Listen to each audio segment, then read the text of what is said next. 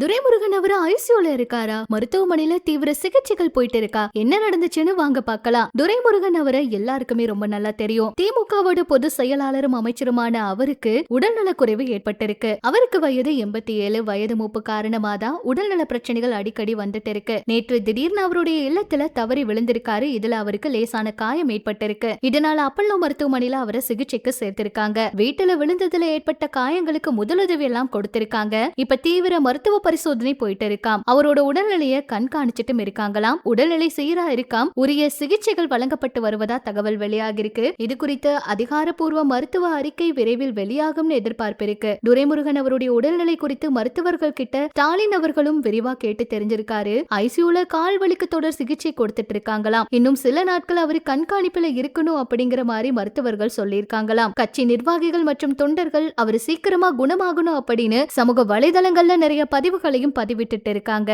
திடீர்னு இந்த தேர்தல் நேரத்துல அவருக்கு இப்படி ஒரு உடல்நிலை பிரச்சனை வந்து ரொம்ப முடியாம இருக்கிறதுனால எல்லாருமே ரொம்ப அதிர்ச்சியாகியும் போயிருக்காங்க. சீக்கிரம் குணமாகணும் அப்படின்னு பிரார்த்தனையும் பண்ணிட்டு இருக்காங்க.